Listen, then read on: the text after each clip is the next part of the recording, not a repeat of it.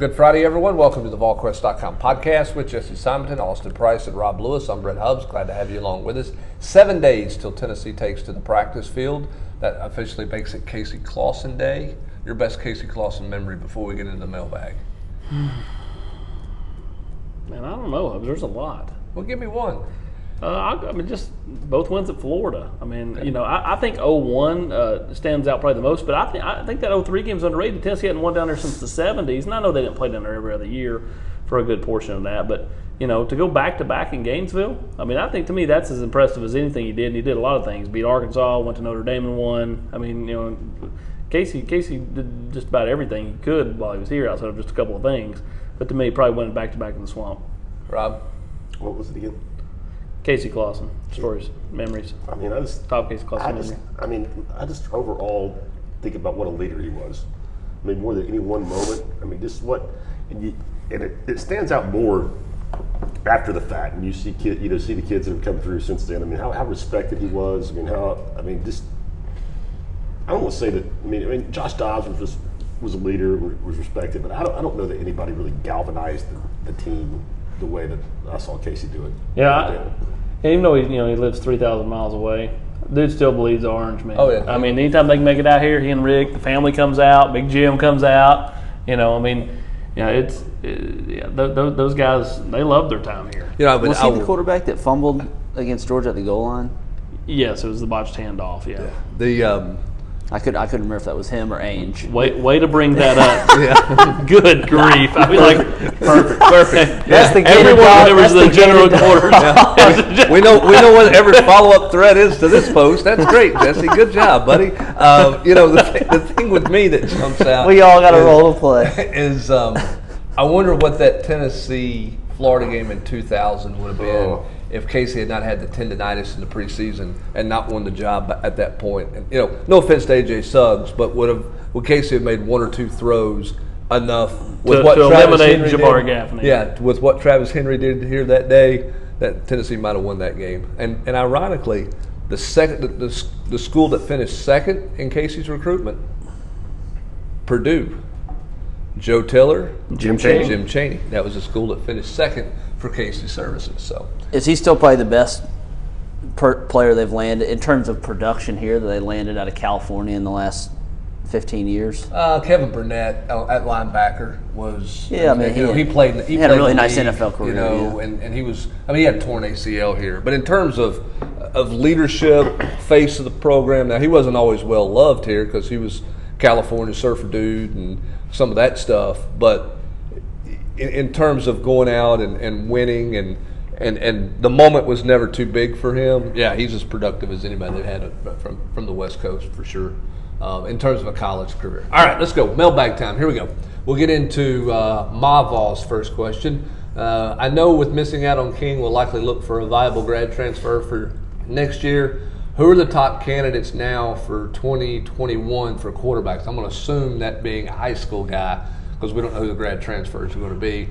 And also, do we still keep heavily recruiting O-line and D-line going forward? I'm assuming this is a 4 to 5 player take in each of those positions in every class. What do you guys think? 100% on the O-line, D-line. I think as many guys as you can get on both sides of the ball up front. Quarterbacks, Jesse, I look at the Garcia kid from California. I look at the kid from Canada. Did she say 2021 or 2020? 2021. Oh, okay. High school kids. Billu, or however you say yeah. his name. I think Jake Rubley will still be a name you hear about. But, I mean, you got to think about it. Drake May's off the board. Vandergrift's off the board. Stowers is off the board. Caleb Williams is probably popping soon. I mean, it's. I think it may be one of these deals where if it's not a Garcia, they may. All right, let's see how Kitna's kid plays. Let's see how Dion's kid plays, at the start of their junior seasons, and then perhaps you make a more forward push for one of those guys. All right, let's go to 10 Hempworks. What's the narrative in October and then at the end of the year if we were to go from 3-0 to 3-5 and then finish at 7-5? Man, I really think I think the narrative in October is going to be dictated by one game, and it's what the last few days I've spent a lot of time thinking about. What's the key game in this whole season? And we've talked a lot about South Carolina, but to me it's Mississippi State. because I'm going ahead and saying Tennessee's going to win the 3 non-conference games to start. Let's say you lose at Florida, you lose to Georgia. But if you beat Mississippi State, you're 4-2 playing Bama. Bama's Bama. You exit Bama, though, above 500 with some really winnable games to go. In my mind, Mississippi State is the key to the whole narrative of the season. And so that's, to me, kind of the way I look at it at this point. What if this team does go on a 5-game losing streak in the middle of the season, but then wins their last 4 to finish? I mean, it's not unrealistic. No, it's not unrealistic. Kind of like what Dooley did that year with Bray and inserted in November. It's true. Get through Matt Sims and the Dogs. And then Matt Sims plays 7 years in the league. Incredible. I mean, if they lose 5 in a row, people will be losing. They'll be losing their minds. I mean, talk radio, fans, message boards. I mean, it will be, mushroom clouds everywhere. Year 2. Because that means you've lost to Mississippi State and South Carolina. Yeah, I mean, that'd be ugly. And not that anybody's expected Jerry to win the SEC East this year, but people are looking for improvement in year 2. And if you eat a 5-game losing streak in the middle of the year, that doesn't smell like improvement. But 7-5. I mean, I don't. They can't go over October. I agree with Austin. They can't go for. I am of the opinion that South Carolina is still more important in terms of the big picture of where Tennessee wants to eventually be. I understand that being over 500, but if they finish 7-5, no matter how they finish 7-5, I think many fans are going to say, okay, I can see some progress. The issue that not all 7-5s or not all 6-6s look the same, you could make the argument that if they're 6-6 but a little more, but actually competitive against Florida, against Mississippi State, against Georgia, even if you give Alabama a fight, what have you, does that maybe give fans more confidence than if they go 7-5 and lose by 26 points in their 5 losses again? I mean, so not all these things look different. I think it's key with the way the schedule sets up. In my opinion, they need a strong finish in November. I agree. We talked a year ago about being like Lane was, in the games he lost in 09. He was competitive.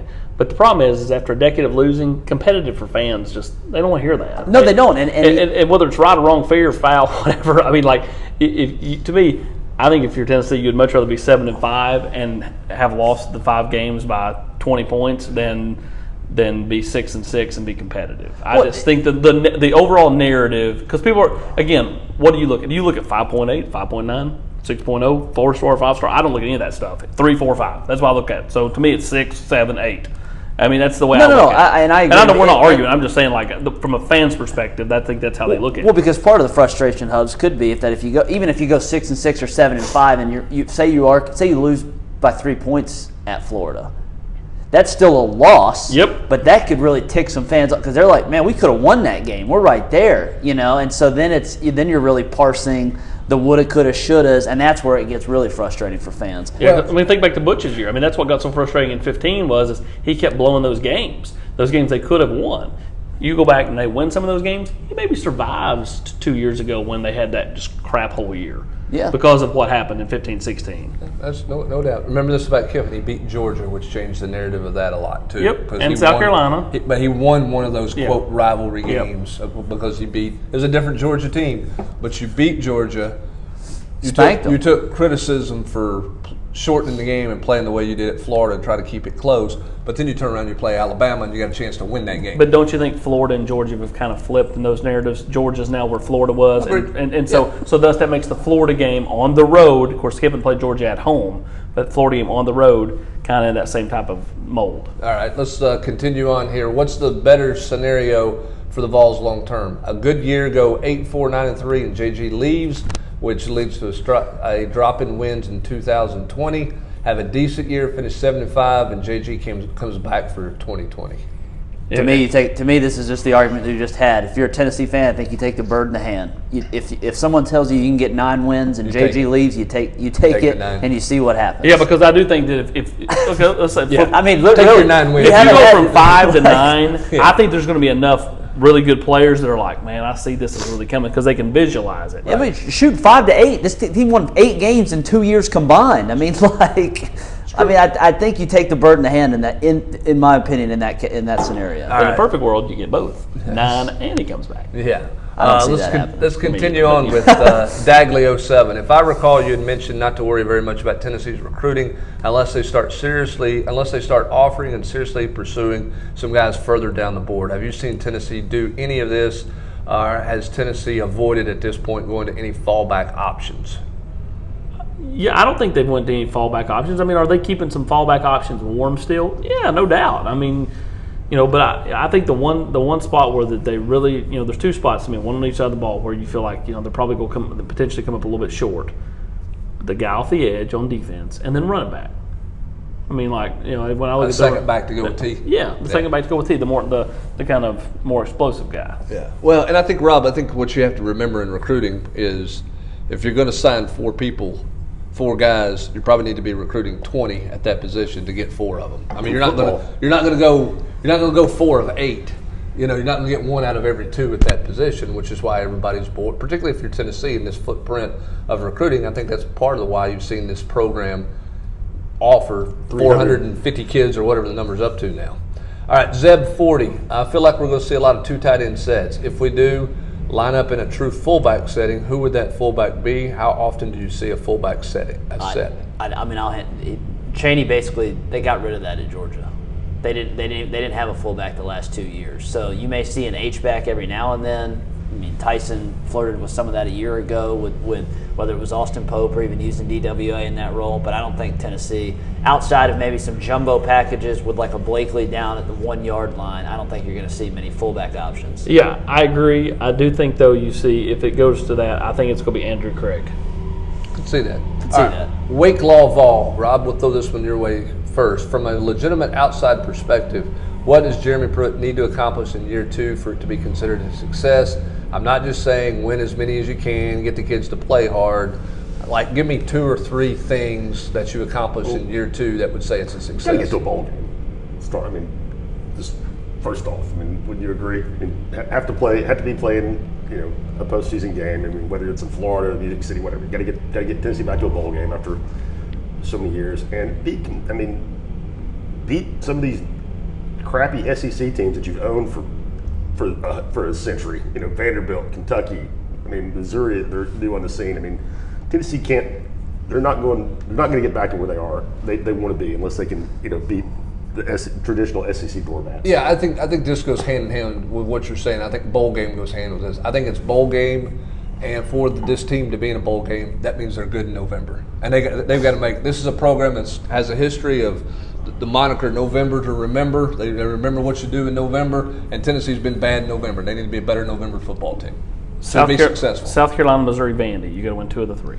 Okay. You said Mississippi State's the biggest one. I think you got to go over 500 with those 5 games: Mississippi State, South Carolina, Kentucky, Vandy, and Missouri. You need to win. Be 3 and 2. You need to win at least 3 of those. I agree with that. Yeah, right. Same thing. 2 out of 3 for those games. Because if you win those 3 and then you win your comp, that's going to get you to 7. Yeah. Yep, it's true. All right, Zeb 40. Any workout word? You got to win one. Any workout word on Savion Williams? Anybody got anything on Savion? What you hearing on Savion?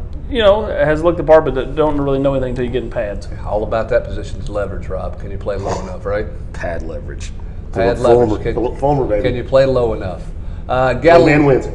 Galilee, once again a Memphis question. Since the exposure of Logan Young's dealings in Memphis, how long ago has that been? Has R.I.P. Tin Stud. Has the UT impact on recruiting improved, remained the same, or declined? I think it declined because Butch and them didn't pursue Memphis very at all. And I think this staff is now trying to get back into Memphis. And even they're seeing some of the challenges. Well, you got A&M, you got the 2 Mississippi schools, Arkansas, LSU, and now Arkansas. And Arkansas is trying to set up a damn fence in Memphis. That one's now it's got some holes in it, but yes, but they're trying. They're trying. All right, Cajun 3. In terms of impact on recruiting, where the program is heading in the eyes of recruits and direct benefit for the class, what would be a more beneficial outcome? A lot of hypotheticals today. UT goes 7-5 with wins over 4 non-conference.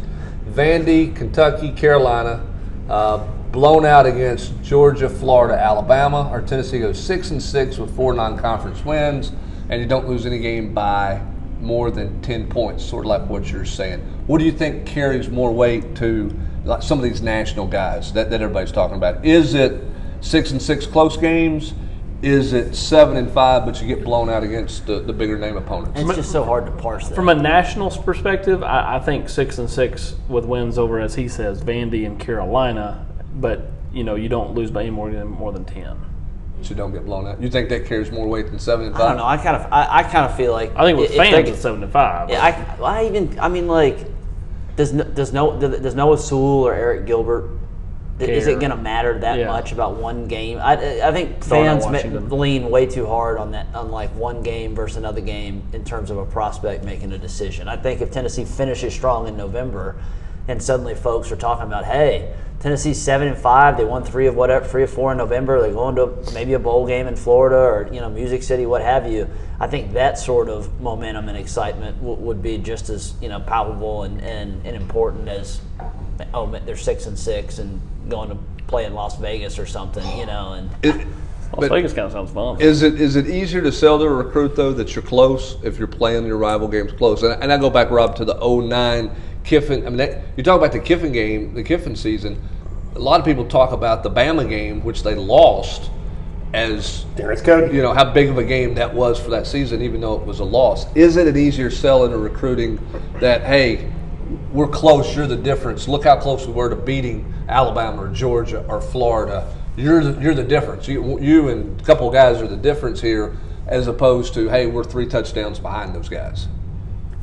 Or do we think that's overblown in recruiting? I think it's a little bit overblown, and eventually you got to kind of just show it. You can only sell hope for so long anyways. So they've been trying to sell it for a decade. I'm with you. 7 wins is better than 6 wins. I don't care how you get there. Okay. B. Warren 14. Who are we talking about in November as a solid contributor that you don't think many people are going to be talking about in the preseason? Give me a guy on offense and give me a guy on defense.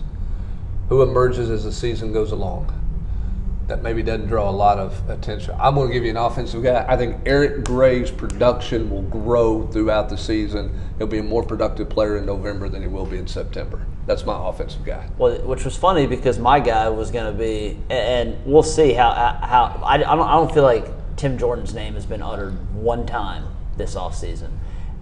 Austin and I ran into him one time when we were up on campus. Talk about a dude who's been in the weight room. I mean, he's got a thick neck. He looks like he's added some real muscle. He was already a little buff bowling ball. I mean, per carry average in terms of what he was able to do, Pro Football Focus I had some of that stuff in one of our off-season breakdowns. I mean, he was pretty productive. I could see Tim Jordan still being involved come November when everyone has kind of written him off in terms of that backfield rotation. Interesting. Yeah, I don't think that I don't think there's some massive drop-off. And I do think Jordan was a better player than people give him credit for. Is he perfect? No, and I think that was kind of the rally cry all season was the guy that didn't look at all the yards was his head coach. Yeah. Correct. That's what but rightfully so. Every Sunday morning because he sat there and said, "Look, if he does what he's supposed to do, he picks up 12 extra yards." Right. Well, I mean, so the question is, has he gained vision over the off season? But also, there's X amount of carries to go around. They're not going to pound it to Ty. Ty's going to get Ty's going to get the ball, I think, in a variety of ways. Same thing with Same Eric. thing with Eric Gray. And then, if I'm being frank, I have not heard the best buzz about Jeremy Banks this offseason. So does that give Tim a chance to kind of leapfrog? Now, all this is going to be determined in fall camp. Sure. A guy Banks could come on. Gray could cement himself as a guy that needs to get 10 touches a game, which maybe his workload increases before, even before November. So I agree with Frank here on this. I'm taking Jeremy Banks as a guy that still is in stall mode. I think that as Jordan becomes the guy in November people are talking about? No. That's the question.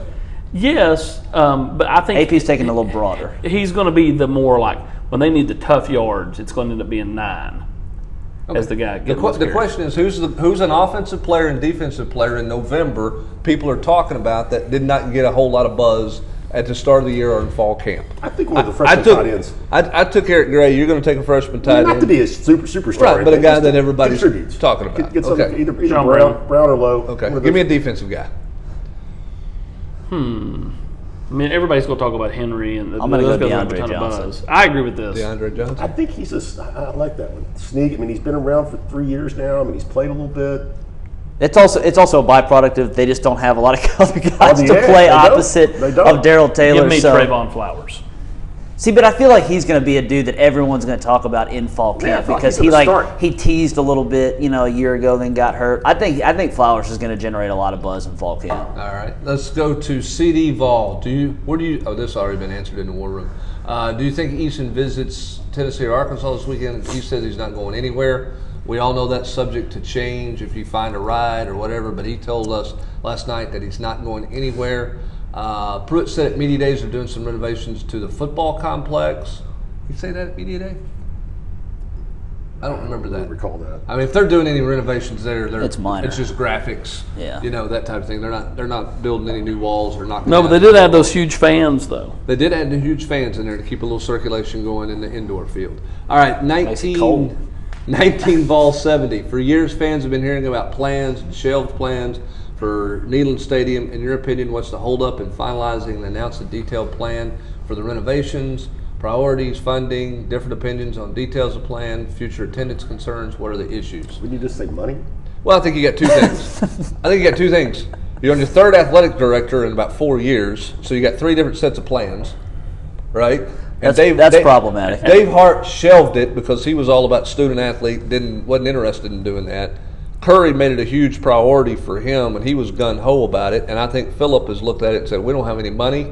They still haven't got the people out of the south end zone on the academic side. They're building buildings around the south end zone, so you can't even get in there to work if you wanted to at this point because of all the stuff, the big cranes that's going on right now. And I think Phillip at this point feels like to get the money, we need to turn the product on the field around. So let's worry about that. And then if we get that flipped around, the money donations will go roll in, and then we'll do it at that point. Well, here's the thing. How long is Phillip Fulmer going to be the AD? Yeah, he's not. Do you want to take on this project as a 5-year deal?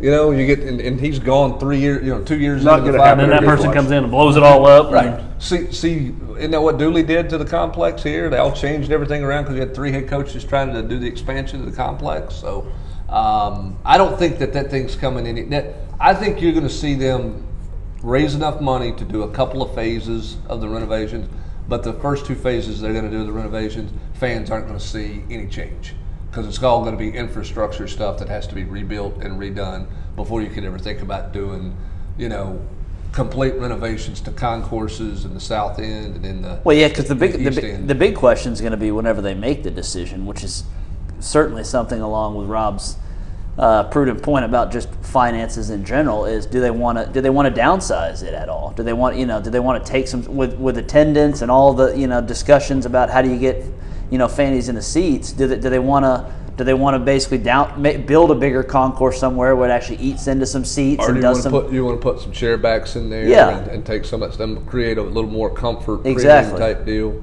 Here's what I would love to know. I don't have time to go in there and count. I wonder if you counted every seat. If it's really 102. No, it's not. I think it's 99 or 98. I don't think it's a 100,000 seat deal. Yeah, it's been under 100,000 for several years. I know that's going to be news to some on the GQ. But Blasphemy. A lot of that number's tied into every Concession worker and security guard and all that. So I mean, both teams. All right, let's go to the one and only UT. Any validity? Cheerleaders. Any validity to Tennessee not being in Grimes' top 3, and is there any timetable that he's missed on Tyler Barron? Austin, take that real quick. I think that Tennessee's right there with Reggie Grimes. They're in the top 3 if they choose to be. I think the kid wants to go to Alabama. I don't think Alabama's going to take Reggie Grimes, but I think he's going to go down there enough to where they physically have to say, "Look, brother, we ain't taking you." And I don't think that they've got to that point. But they're not. He heard it from Clemson, but he hadn't heard it from this point. Alabama's not taking Reggie Grimes. Does that change at some point this season?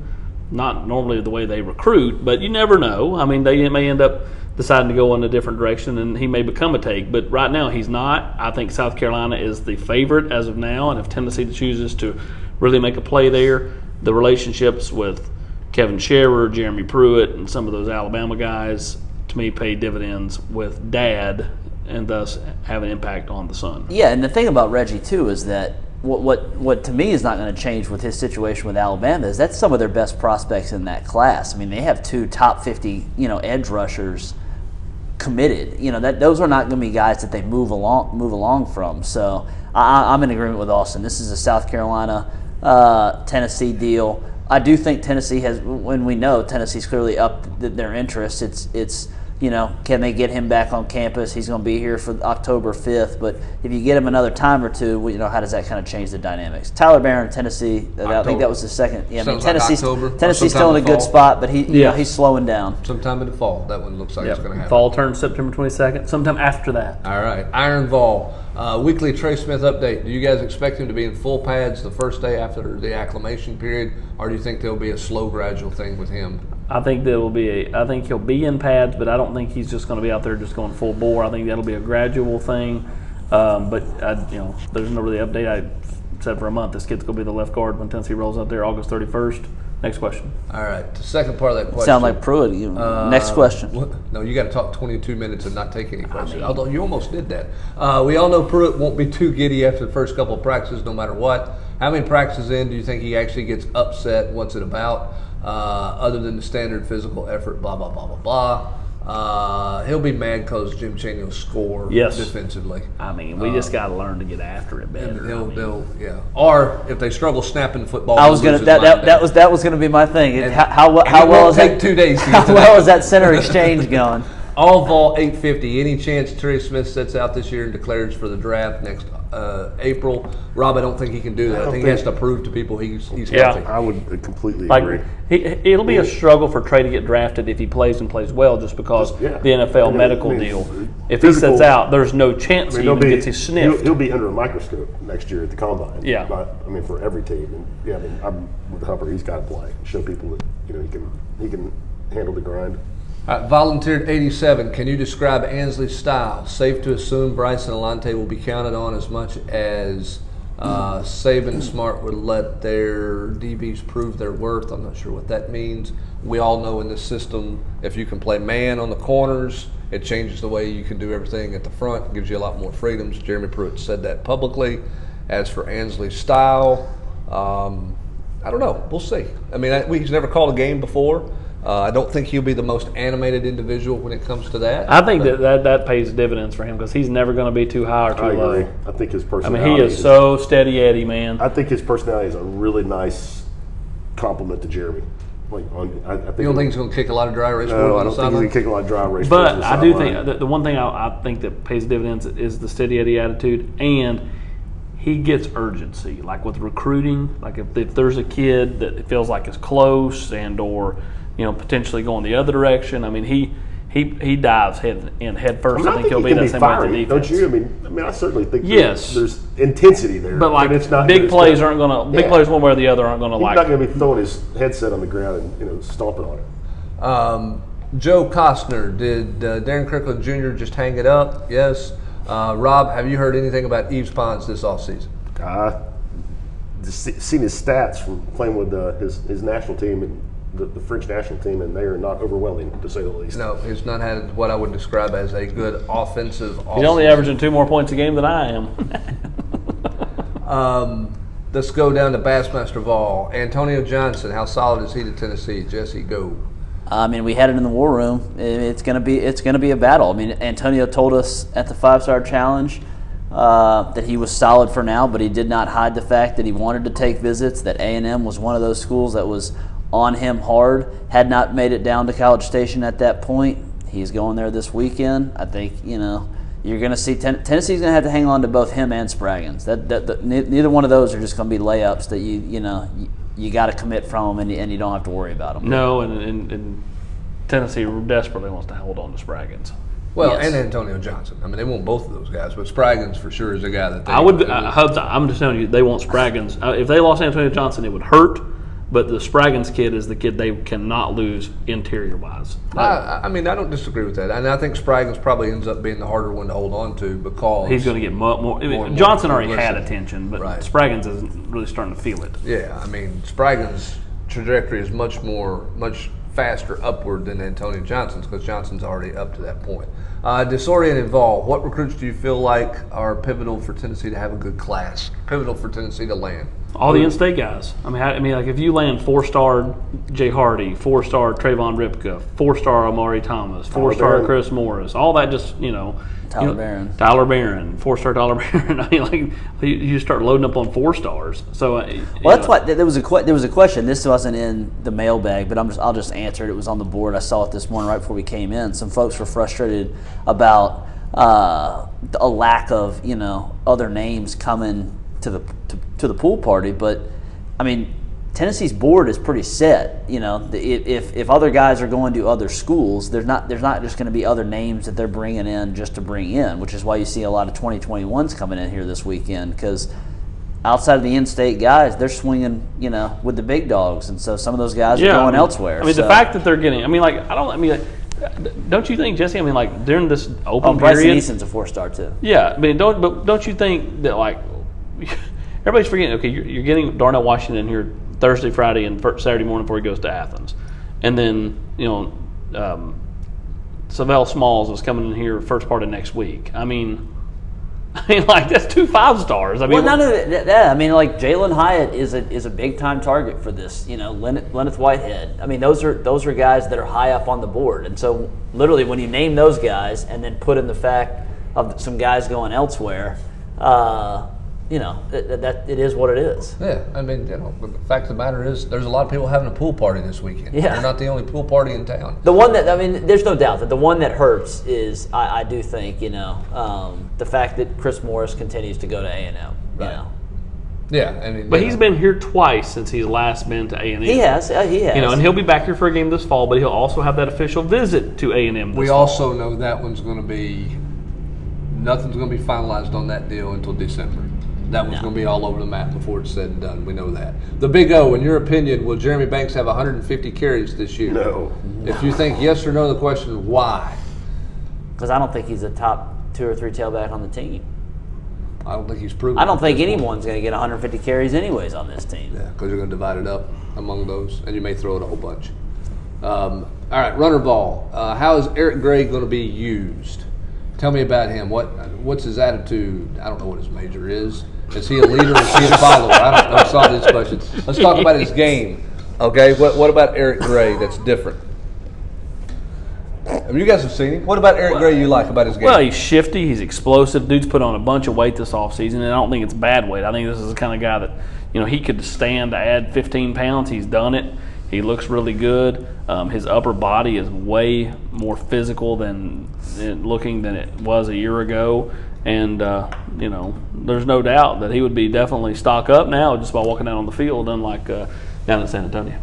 I mean, to me, he has the ability to kind of stick his foot in the ground and change directions. Yeah. And that's just – I'm a big Ty Chandler fan. I think Ty's explosive. But Ty is a bit – Ty is not a he's not a guy that has a ton of wiggle. He's got a lot of burst, but not a ton of wiggle. And Gray brings that dynamic. All right, Rob, we'll throw this one at you. This is back to Tennessee Hemp Works. Is the 2020 basketball class going to be the best signing class in the team's history? With Walker in, Keon sounding like almost a foregone conclusion, still in it for Springer, as well as the Hayes kid that could reclassify and come here. Springer goes to North Carolina. Struggling to remember a more power-packed class. Were Ramar Smith, Duke Cruz, and Wayne Chisholm in the same class? If so, that might be the only comparable class. I mean, those guys were probably ranked higher. I mean, they ended up, Duke Cruz ended up being horribly overranked, and Ramar as well. He couldn't throw it in the ocean as a guard. But Keon and Corey Walker, those are, I would say, based on how overrated Cruz and Ramar were, it's got a chance to be the best, at least 1-2 punch. Now, I mean, you got to add something to that. I mean, Springer, you're going to go head-to-head with North Carolina for that one down to the wire, I think. So I wouldn't assume anything there. And way too early to assume they're getting Cam Hayes. I mean, that kid's not even decided if he's going to reclassify yet. That's way, way, way down the road. But, Keon Johnson and Corey Walker Jr. would, in my opinion, be the 2 best, at least the best 2-man class. See what they put with them. But Cruz and Lamar are probably rated higher back in the day. But I think Lamar was in the top 20. Duke was in the top 30. But obviously neither one panned out for different reasons. Yeah. All right, I Heart Vols. You guys have discussed how the recruiting landscape has changed since Fulmer was coaching, but you haven't talked a lot about how the in-state level has changed with it. We have talked about it some. If Fulmer were still the head coach, do you think he could build the proverbial fence around the state? And outside of quarterback, do you think that would be enough to field a top 20 program? Well, there's not enough. I mean, you're not going to sign 25 or 24 in-state players and a quarterback out of state. And be where you want to be, because you're not going to have not every year you're going to have enough linemen. Well, I don't think that type of thing. I don't think he really means you'd sign 24. He's just saying though you would lock down all the top players. So you're talking 10 to 12 guys every year. I think Memphis is always going to be Memphis. I mean, that's always going to be.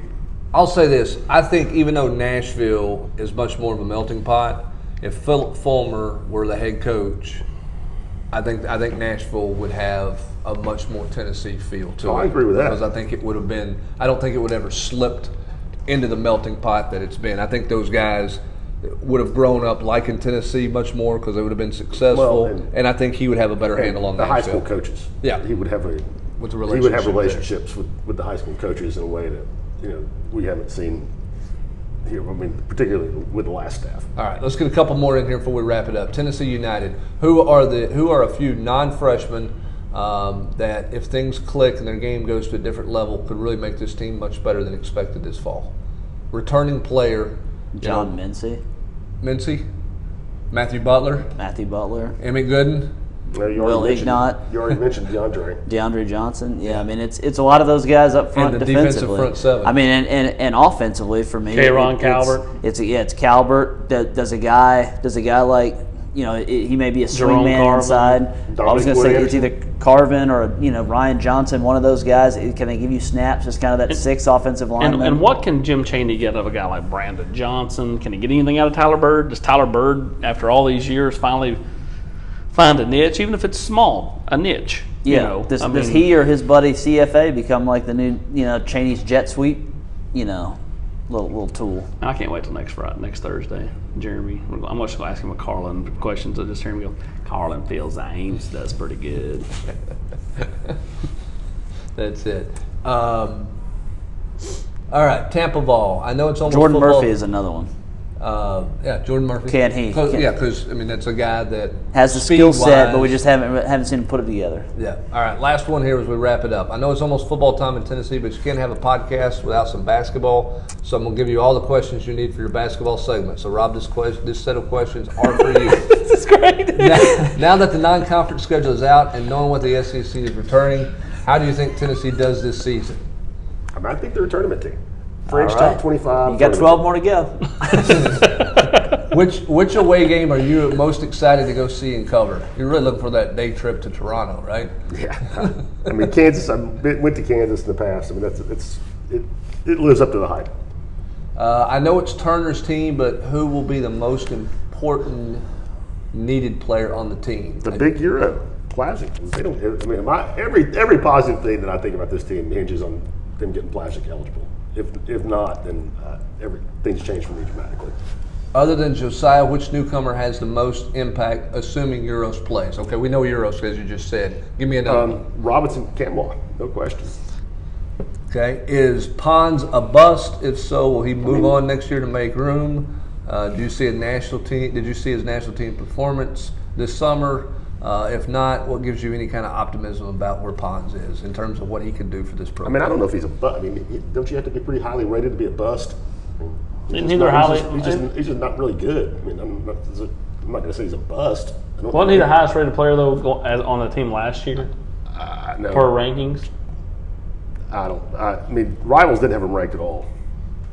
Yeah, I mean, Jalen Johnson was a top 150 recruit, according to Rivals. Yeah, I mean, Johnson would have had. I mean, you just look at Eves from an athletic standpoint, and that's where you get gaga about it. And obviously, he played on a national team overseas and was a dunking machine, but there's not a whole lot else been to this game at this point. He's 6'4" without any discernible perimeter skills. Yeah, is this a make or break year for Folky? No. Okay. Make or break year. He's like your second, third guy off the bench. Make or break year. Good gracious. Not asking how, but do you think they signed 3 to 5 in 2020? May be wrong, but today we only have 2 scholarships for 2020. You got 3. Got 3 scholarships to take care of there. All right, Tampa Ball, there is your basketball recruiting segment. Last one, you want this one? Yep. Cosmo Kramer's asking this one. Cos Kramer, is Darren Turner a take for Tennessee, or did the Tennessee coaches pass on him? He's been not a take for basically the entire SEC because he doesn't go anywhere. I mean, like, he's had no juice in recruiting at all. Does he end up playing this league? I mean, he probably does, because I think Arkansas is willing to take him to try to get that, more of a hold in Memphis. But right now, no, he's not a take for Tennessee. All right, that's going to do it for this Volquest.com podcast, a mailbag edition for Rob Lewis, Jesse Simonton, and Austin Price. I'm Brent Hubbs. Thanks Fall for joining us. camp around the corner. Fall camp next week. Have a great weekend, everybody.